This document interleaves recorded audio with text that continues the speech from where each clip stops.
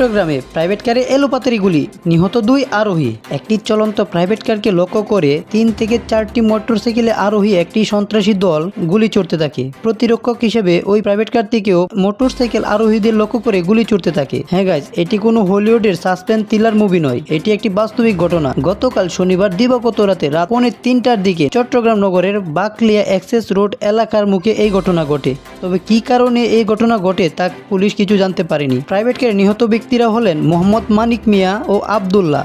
মানিক মিয়া ছিলেন পেশায় গাড়ি চালক, তার বাড়ি হাটহাজারী মদুনাঘাটে। ঘটনার প্রত্যক্ষদর্শীরা পুলিশকে জানায় রূপালী রঙের একটি প্রাইভেট কার কর্ণফুলী শাহ আমানত সেতু এলাকা থেকে বাকলিয়া এক্সেস রোডে আসতেছিল।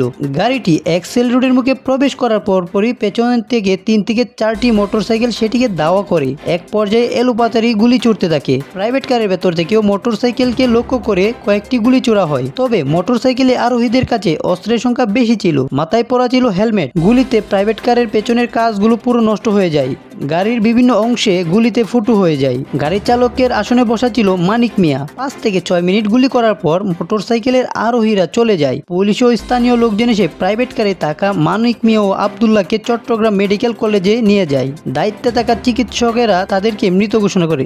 গাড়িতে ওই 2 জন ছাড়া আরো 4 জন ছিল, তারা আহত হয়েছেন। এদিকে খবর পেয়ে মানিক মিয়ার লাশ দেখতে হাসপাতালে ছুটে আসেন তার মা, স্ত্রী ও সন্তানেরা। মানিক মিয়ার মা কাঁদতে কাঁদতে বলেন, আমি ময়নাতদন্ত চাই না, মামলাও করব না, আমার ছেলের লাশ ফিরিয়ে দেন। মানিক মিয়ার সঙ্গে কারোর কোনো শত্রুতা ছিল না, এই দাবি করেন তার মা। নতুন ব্রিজ এলাকায় জায়গা দখল ও 2 পক্ষের মধ্যে পূর্ব বিরোধের জেরে এই ঘটনা ঘটেছে কিনা তা খতিয়ে দেখছে পুলিশ। একটি সূত্রে জানা যায় 15 মার্চ সন্ত্রাসী সাজ্জাদকে পুলিশের হাতে ধরিয়ে দেওয়ায় আকরাম নামের এক ব্যক্তিকে লক্ষ্য করে প্রাইভেট কারে গুলি করা হয়। আকরামের ব্যবহৃত গাড়ি ও ওই গাড়ির রং একই। সাজ্জাদকে ধরিয়ে দেওয়ার পর হুমকির ঘটনার আকরামের স্ত্রী রুমা আক্তার বাদী হয়ে মামলা করেন। এতে সাজ্জাদের স্ত্রী হাসান সহ কয়েকজনকে আসামি করা হয়। চট্টগ্রাম নগরের পুলিশের উপকমিশনার শাকিলা সুলতানা আজ সকালে জানান, গুলিতে 2 জন নিহত হয়েছেন।